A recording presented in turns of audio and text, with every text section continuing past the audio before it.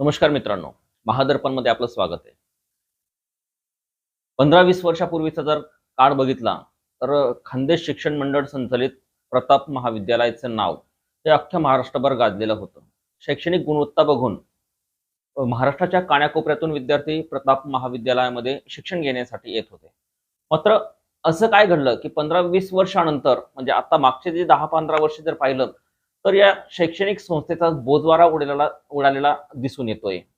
शैक्षणिक या संस्थेमध्ये मोठ्यातली मोठी अंमळनेर तालुक्यातली मोठ्यातली मोठी जी संस्था आहे, खान्देश शिक्षण मंडळ, या शैक्षणिक संस्थेला भ्रष्टाचाराचं कीड लागलेलं आहे, असे पूर्ण वाताहत होताना दिसते. नेमकं काय आहे प्रकरण? नेमकं ह्या भ्रष्टाचाराला कोण खतपाणी घालतंय? याविषयी आज आपल्या सोबत आहेत प्रताप महाविद्यालयाचे माजी प्राचार्य डॉक्टर एले पाटील. डॉक्टर साहेब नमस्कार. नमस्कार. डॉक्टर साहेब, नुकतीच आता त्रैवार्षिक खान्देश शिक्षण मंडळाची त्रैवार्षिक निवडणूक जाहीर झालेली आहे आणि या निवडणुकीचा गाजावाजाही सुरू झालेला आहे. काय सांगाल तुम्ही या निवडणुकीबद्दल? नमस्कार. महादर्पणने इतक्या महत्वाच्या प्रश्नावर म्हणजे शिक्षण वाचवण्याच्या एकंदर मोहिमेत सहभाग दिला, त्याबद्दल मी चॅनलचं आणि आपलं हार्दिक अभिनंदन करेल आणि आभार मानेल. कारण हा प्रश्न अत्यंत ज्वलंत आणि गंभीर असा आहे. आम्ही तो संपूर्ण कालावधी बघितलाय की ज्या काळात खान्देश शिक्षण मंडळ संचलित प्रताप महाविद्यालय आणि त्यांच्या माध्यमिक शाळा या अतिशय नामांकित होत्या. मग असं काय घडलं? आपला प्रश्न असा आहे की असं काय घडलं की हे सगळं उद्ध्वस्त झालं?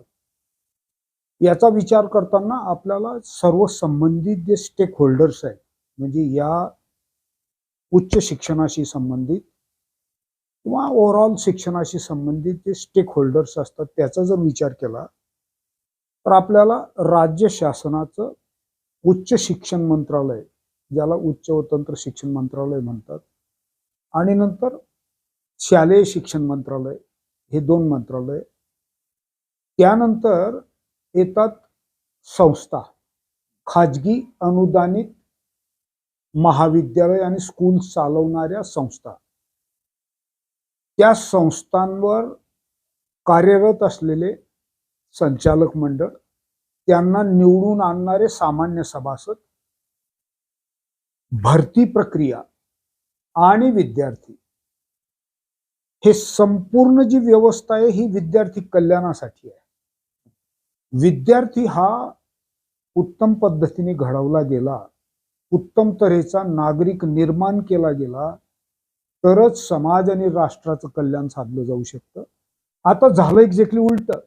विद्यार्थी कुठेच दिसत नाही आणि शासन, संस्था चालक, संस्था, सभासद, प्राध्यापक, पगार, चंगळ, याच्यात हा सारा विषय अडकून पडलेला आहे. विषय असा आहे की इतके विद्वान म्हणजे खान्देश शिक्षण मंडळ आणि त्यांनी संचलित केलेलं प्रताप महाविद्यालय किंवा प्रताप हायस्कूल्स किंवा गसा हायस्कूल, हे सगळ्या शाळा इतक्या नामांकित असण्याची कारण अशी होती की प्रताप शेटजींसारखा एक श्रीमंत पण काठोकाठ समाजभान असलेला एक श्रीमंत, विश्वस्त, आणि त्याला कारण की त्यांचे जे गुरु होते सावळाराम नाईक, म्हणजे सरस्वती आणि लक्ष्मी याचं ज्यावेळेस मनोमिलन होतं त्यावेळेस मध्यम मार्ग काढून समाज हा सेंटरला येतो, समाज म्हणजे विद्यार्थी सेंटरला येतो, अशी त्यावेळची व्यवस्था होती.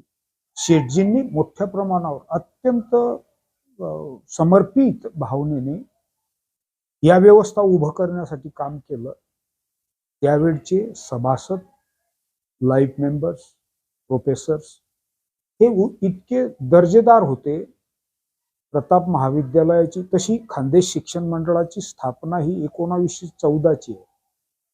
14च्या आधी 1908चं प्रताप हायस्कूल आहे. गुरुजी, साने गुरुजी 22-23ला अंमळनेरला आले MA फिलॉसॉफी करायला, कारण शेटजींच्याच माध्यमातून इथं तत्वज्ञान केंद्र आहे, देश पातळीवरचं नामांकित तत्वज्ञान केंद्र. आता ते विद्यापीठाकडे संचलनासाठी आहे. गुरुजी आले, समोरच प्रताप हायस्कूल होतं, त्यांना जॉईन करून घेतलं गेलं. गुरुजींनी इतकं उत्तम, म्हणजे गुरुजी ही व्याख्या आधीच एस्टॅब्लिश होती, पण जमिनीपर्यंत, तळापर्यंत, विद्यार्थ्यांपर्यंत आणणारा गुरुजी हा कसा पितृत्वाने कसा पूर्णत्वाला असतो हे गुरुजींनी सिद्ध केलं. अंमळनेर गाव खेडं होतं त्या काळात, हे वलयांकित झालं, सुगंधित झालं, गुणवत्तेसाठी माहीत होत गेलं. आणि 1922 पासून खानदेश शिक्षण मंडळ नंतर स्थापन झालं. पण ते स्थापन झाल्याच्या नंतर प्रताप म्हणजे कॉलेज निर्माण करण्याचं काम 1922 पासून सुरू झालं. अनेक अडचणी आल्या. 1945ला 20 जून 1945 प्रताप महाविद्यालय बनलं. इतके नामांकित, विद्वान, व्यापक समाजभान असलेले, कर्तृत्व संपन्न, नैतिक, संशोधक वृत्तीचे जिज्ञासू, जबाबदार शिक्षक होते. त्याला कारण असं आहे की संचालक मंडळच पूर्णपणे तसं होतं. संचालक मंडळाला पूर्णपणे माहिती होतं की या विद्यार्थ्यांना घडवण्यासाठी ही संस्था आहे. म्हणजे मग सगळ्यात महत्वाचं साधन प्रोफेसर, शिक्षक हा उत्तमच असला पाहिजे. आणि म्हणून मग त्या काळापासूनची जी गुरुजींनी वलयांकित केल्यामुळे आणि शेठजींनी अशा तऱ्हेच्या व्यवस्था निर्माण केल्यामुळे त्यावेळेस मोठी माणसं अंमळनेर सारख्या खेडेगावात आली. कारण त्यांच्यामध्ये चंगळवाद नव्हता. मी शहरातच राहीन असा विषय नव्हता. माझं समर्पण, माझं विद्यार्थी कल्याणासाठी योगदान दिसलं पाहिजे म्हणून मोठी माणसं आली आणि गुणवत्तेचं क्वालिटी सेंटर निर्माण झालं. प्रताप कॉलेज, प्रताप हायस्कूल आणि शाळा मिळून पुढे असं झालं की विद्यार्थी संख्या वाढत गेली. पहिली पिढी जी प्रोफेसर्स लोकांची होती ती निवृत्त झाल्याच्या नंतर मॅनेजमेंट बदलत गेल्या, शेठजी गेले, मोठी माणसं गेली, नवीन संचालक मंडळ आलं. त्याच्यात मग थोडा जवळचा दूरचा व्यक्तिनिष्ठता प्रवेशित झाली. साधारण 75 सालाच्या जवळपास तो माझा नाही असं आलं.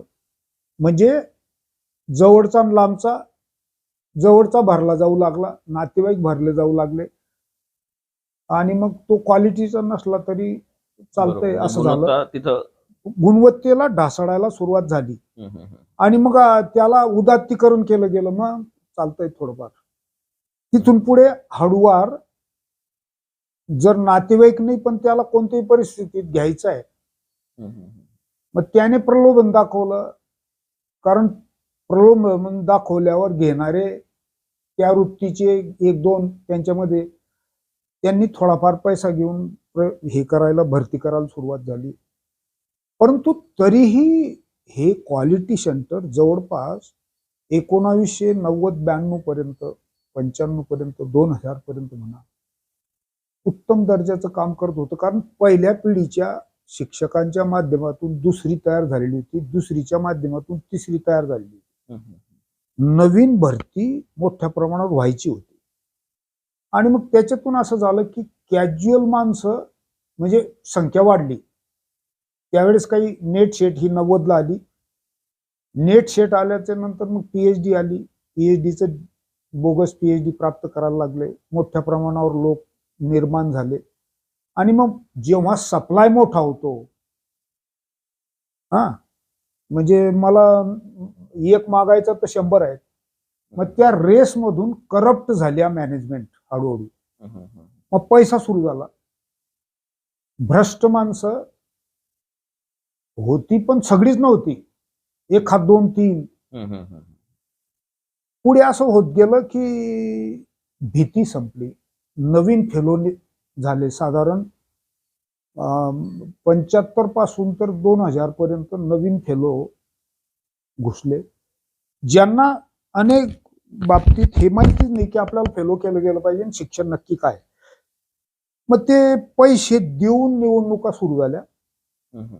म्हणजे तिथं गेल्याने मला माझा नातेवाईक किंवा तिथे गेल्याने मला पैसा मिळतो हे लक्षात आल्यानंतर व्यापारी लोक पुढे आले आणि त्या व्यापाऱ्यांनी अक्षरशः, व्यापार तर सोडा, व्यापार सुद्धा सचोटीचा केला तर तो पाहिजे. व्यापार हे मूल्य आहे. महात्मा गांधी सांगतात की सचोटीचा व्यापार, काहीच हरकत नाही. पण ज्यावेळेस व्यापारी माणूस त्याचा व्यापार सोडून देऊन शिक्षणातूनच, शिक्षण व्यवस्थांमधूनच शोषण करणं याची अशी त्याची वृत्ती होते, त्याला भीती राहत नाही त्याला. कारण त्याला निवडून देणारे जे सभासद आहेत तेही याला जबाबदार ठरतात. 5,000 फेलो खानदेश शिक्षण मंडळाचे आहेत, 48 5,000 जवळपास. म्हणजे 3 वर्षात एकदा निवडणूक येते. चातकासारखे काही, त्याच्यातले सगळेच नाही, काही लोक अक्षरशः वाट बघतात. किती हो, 1,500 2,000, 2 ते 3,000 हे भ्रष्ट, अनैतिक, नालायक, शिक्षणद्रोही, समाजद्रोही, राष्ट्रद्रोही, पूर्णपणे म्हणजे ज्यांना व्यापारही जमत नाही किंवा ज्यांना कोणताही उद्योग नाही, केवळ आपलं पोट शिक्षण व्यवस्थेवर, खानदेश शिक्षण मंडळावर 100% पोट ज्यांचा आधारलेलं आहे, असेही लोक निवडून आले. मग आणि त्याच्यात मग असं झालं, उदात्तीकरण होत गेलं. फेलो म्हटले की 3 वर्षात पैसे दिले की आम्ही म्हणजे विकत घेण्याची सोय झाली. म्हणजे फेलो विक्रीला पडलेले आहेत, खरीददार तयार आहे. त्याच्यामुळे काही कुटुंबांची, काही परिवारांची मोनोपॉली झाली, त्यांनी त्यांचे फेलो करून घेतले. त्या काळात गाड्याच्या गाड्या भरून येतात, तो कसाही असला तरी त्याला मतदान होतं. तुम्ही काहीही म्हणा तरी आम्ही निवडून येऊ, भीती राहिली नाही. त्याच्यामुळे लाजच सोडली हो, कोणाचीच भीती नाही. ना आमदारची भीती, ना कलेक्टरची भीती, ना सरकारची भीती. त्याच्यात दुसरं असं झालं, वरती राज्यकर्ते करप्ट झाले, त्यांनाही पैसा पाहिजे. मग शिक्षण मंत्री आणि संस्थाचालक यांचं संगनमत झालं, संगनमताने भ्रष्टाचार सुरू झाला. माझे, तुमच्याकडे 20 जागा आहेत का, माझे 4 लावून घ्या. त्यांचा एक भ्रष्ट माणूस सहसंचालक नावाचा या रिजन मध्ये असतो, त्याच्या मार्फत मग त्यांची माणसं घुसली. इथं मोठे दलाल तयार झाले, विद्यापीठ पातळीवर काम करणारे मोठे दलाल, त्या मंत्र्याचे संत्र्याचे, त्यांच्या मार्फत त्यांची माणसं घुसू लागली. मग भीती राहिली नाही, कारण मंत्री म्हणजे अक्षरशः मंत्र्याच्या मांडीवर बसून संस्था चालू काम करतात, असं चित्र निर्माण झालं. तेव्हाही अशी हाक मारली की मंत्री इथं हजर असतो. बरोबर, लागे बांधे असल्याशिवाय होत नाही. आणि म्हणून मग भ्रष्ट व्यवस्था संचालक मंडळ नावाची निर्माण झाली. ते खरं विश्वस्त असतात, ट्रस्टी ज्यांना म्हटलं जातं, म्हणजे जे ट्रस्टवर्दी आहेत, समाजाचं कल्याणाचं काम ते समर्पितपणे बाय डिफॉल्ट त्यांनी केलं पाहिजे, अशी व्यवस्था म्हणजे संचालक मंडळ विश्वस्त. ते गेलं आणि अशी व्यवस्था. आता जे इच्छुक आहेत, हा, सध्या आता जे निवडणूक लागली त्याच्यामध्ये जे इच्छुक आहेत त्यांच्याबद्दल तुम्ही काय सांगा? इच्छुकांमध्ये एक माणूस असा आहे, म्हणजे जे जे धनदांडगे आहेत, एक माणूस असा आहे की मी असं ऐकलंय की मध्ये त्याने अनैतिक कृत्य केलं, करताना सापडला आणि 40 लाखात तडजोड केली, तर 40 लाखात ते तंटा मिटला. म्हणजे पैसे कमवायचे, अनैतिक राहायचं, चारित्र्यहीन राहायचं, म्हणून मग भ्रष्टाचार करायचा किंवा भ्रष्टाचार करायचा आणि अनैतिक ते त्याला घालवायचा, असा एक माणूस आहे. अच्छा, इच्छुकांमध्ये. अच्छा.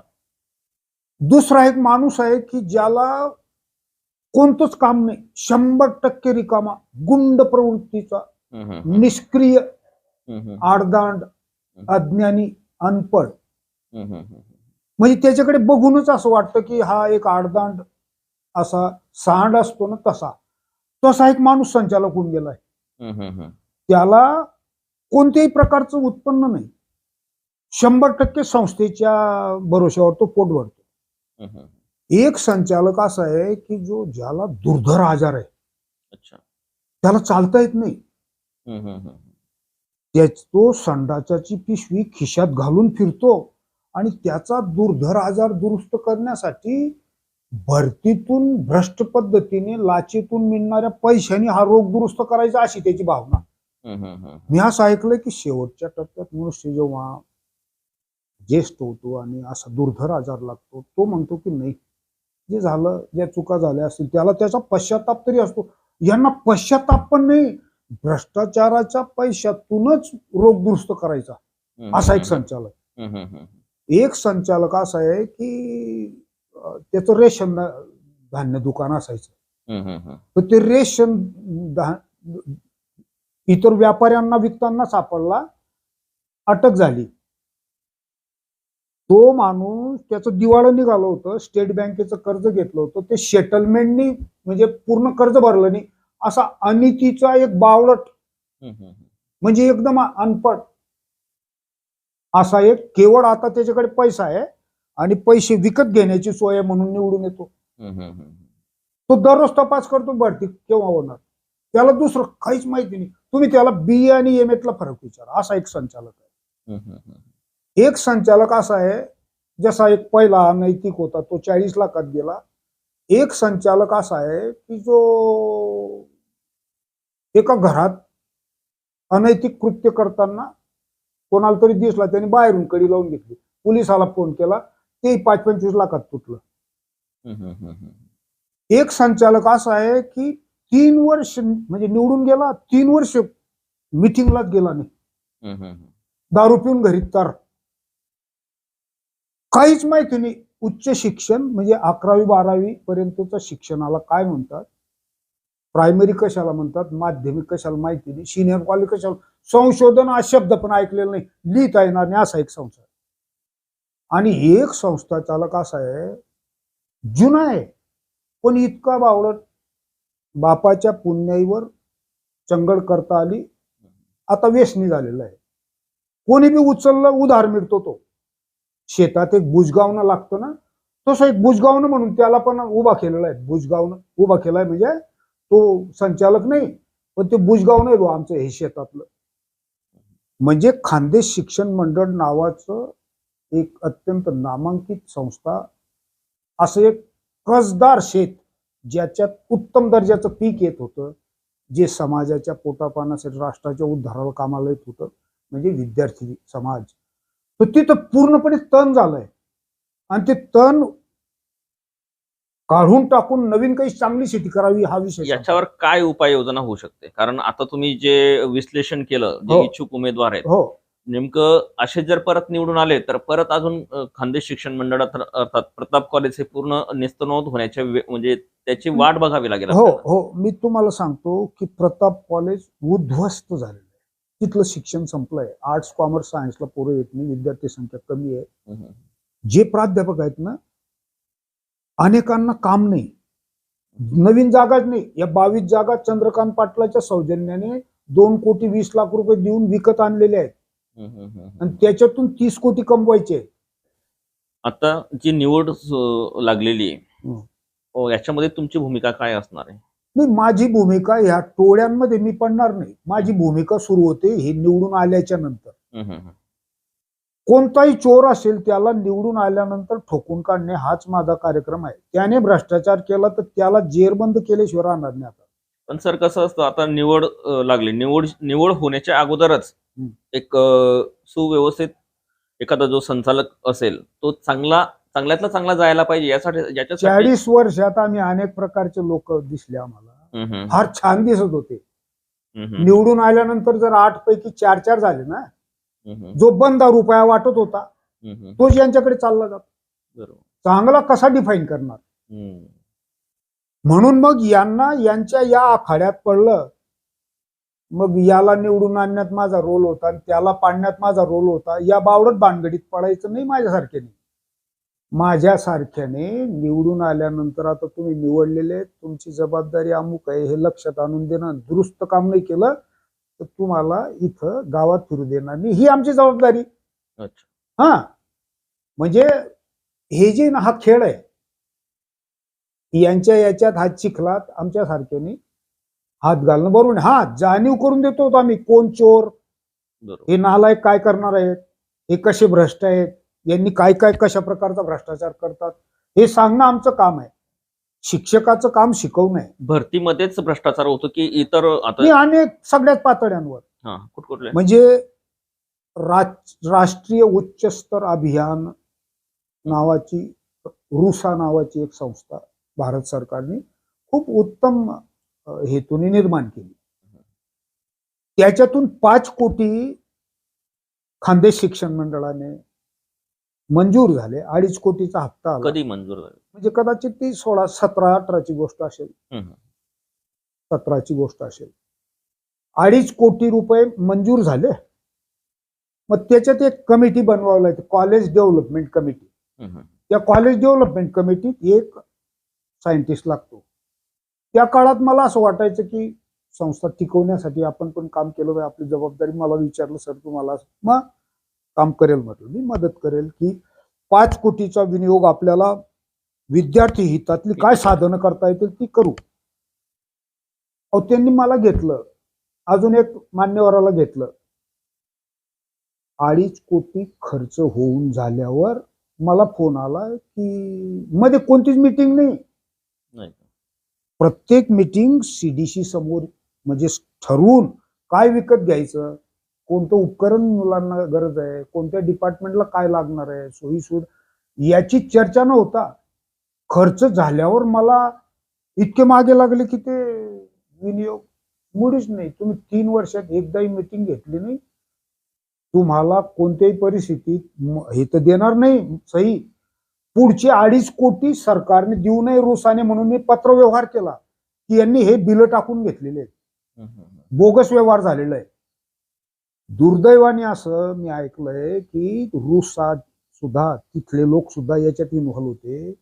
तिथले 2 लोक 2 रात्री इथं बसून तो बोगस हिशोब कसा दुरुस्त सादर करायचा असं केलं गेलं, असं मी ऐकलं. आणि मग नंतर पुढचे 2.5 कोटी आले. काय झालं, काय बदल दिसत नाही कॉलेजमध्ये. जवळपास 5 कोटीचा तोही भ्रष्टाचार, तोही जवळपास भ्रष्ट पद्धतीनेच झालेला आहे. कारण उपकरण जो पुरवणार आहे ना त्यालाही जाऊन भेटतात हे.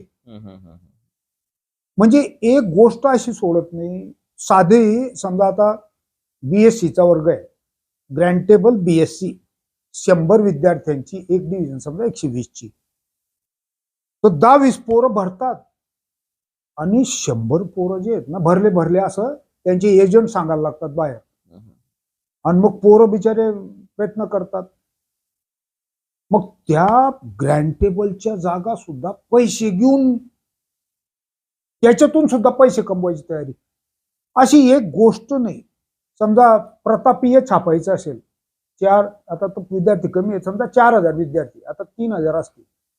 3,000 असतील ना, छापायचे 500च, 2500चं बिल टाकून द्यायचं. उत्तरपत्रिका 1,00,000 घ्यायचं, टेंडर काढायचं, मागवायच्या 20,000, 80,000चं बिल टाकून मोकळं करायचं. शाल विकत घ्यायची 200ची, बिल टाकायचं 1100चं. हार विकत घ्यायचा 50 रुपयाचा, बिल टाकायचं 500चं. अशी इतकी निर्लज्ज पातळी, खालची निचत्तम पातळी गाठली आहे. ही हायगाई ठेवली, लाजच सोडून दिली म्हटल्यानंतर. आणि कोणत्याही परिस्थितीत आम्हीच निवडून येणार असं असल्यामुळे त्यांना कोणतीही भीती नाही.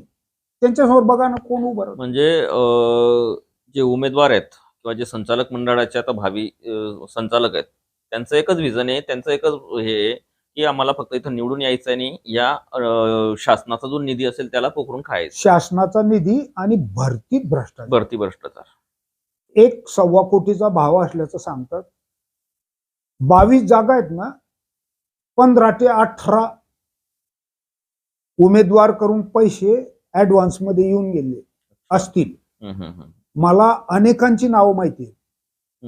म्हणजे भरती होण्याच्या आधी मी यादी पब्लिश करू शकतो की कोण भरलं जाणार आहे, कोणी किती पैसे ऍडव्हान्स दिले आहेत. यांना निवडून अशासाठी यायचे. एक तर 2,20,00,000 रुपये चंद्रकांत पाटलांना दिल्याचा मी ऐकतो. हा जो डॉक्टर शिंदे आहे ना, चेअरमन होता, इथं येऊन अनेक प्राध्यापकांच्या समोर तो सांगितलं त्यांनी की इतके पैसे आम्ही त्याला देऊन आलो, दर जागे मागे 10 लाख.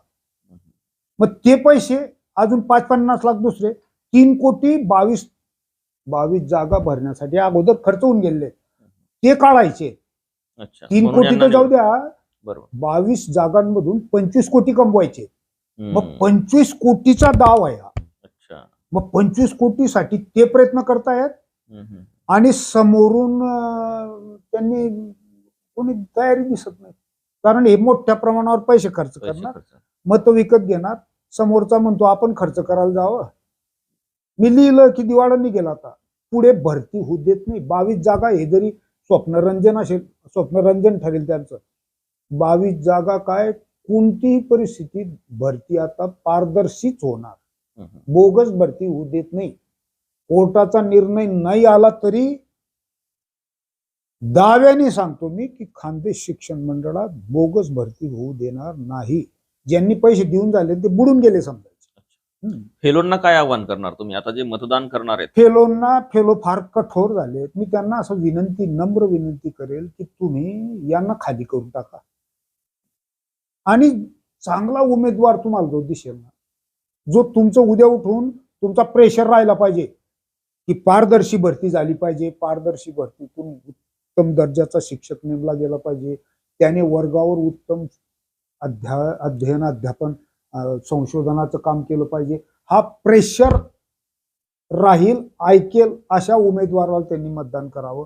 चोरांना तर साफ मोकळं करावं. हे जे तण आहे ना, हे तण नांगरून काढून टाकावं. पीक पेरावं. पीक पेरावं म्हणजे चांगला उमेदवार द्यावा. चांगला उमेदवार दिला तर ते परिवार आणि ह्या समाजाच्या दृष्टिकोनातून चांगलं तण काढायचं आपल्याला.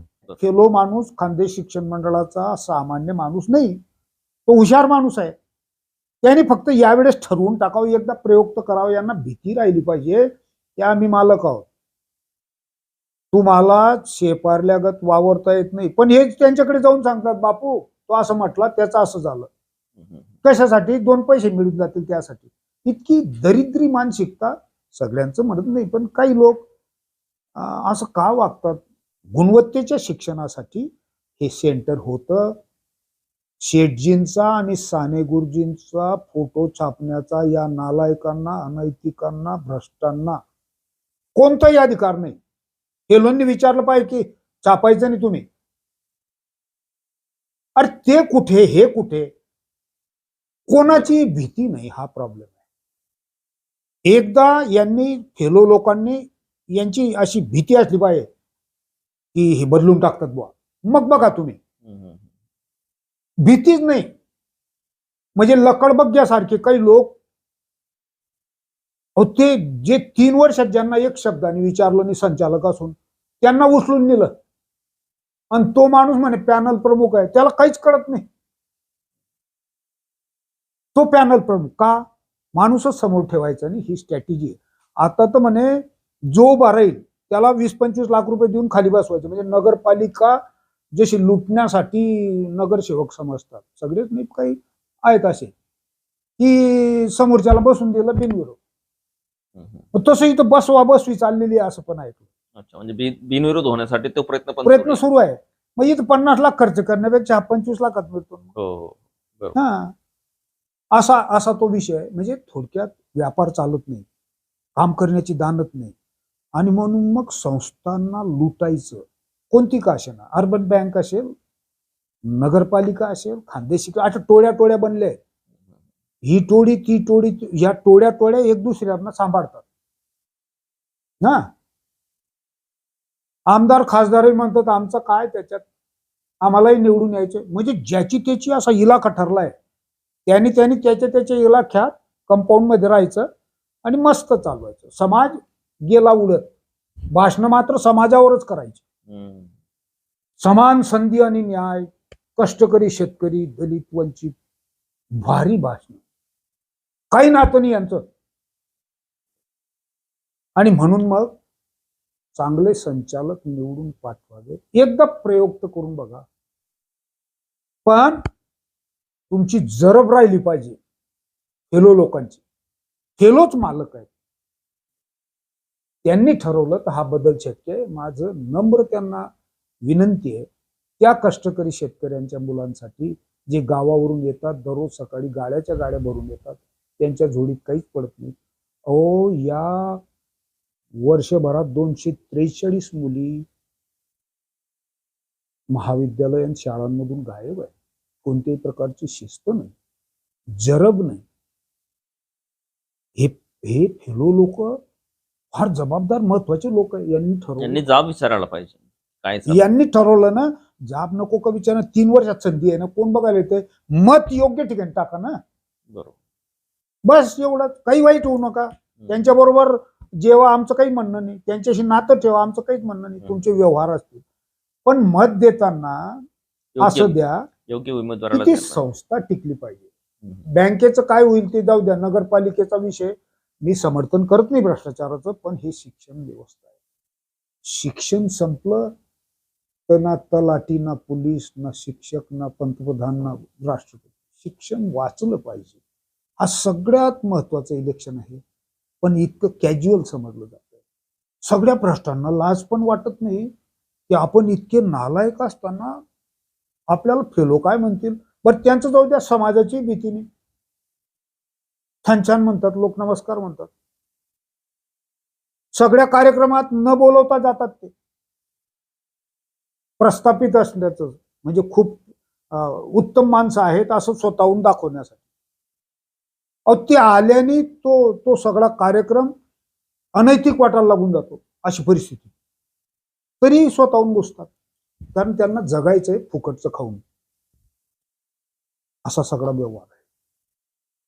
मित्रांनो, प्रताप महाविद्यालय, खान्देश शिक्षण मंडळ संचलित प्रताप महाविद्यालय असतील, इतर संस्था असतील, आजची परिस्थिती अतिशय विदारक झालेली आहे. जर शिक्षण टिकवायचं असेल तर योग्य उमेदवाराला फेलोंनी मतदान करावं आणि शिक्षण संस्थेला जिवंत ठेवावं.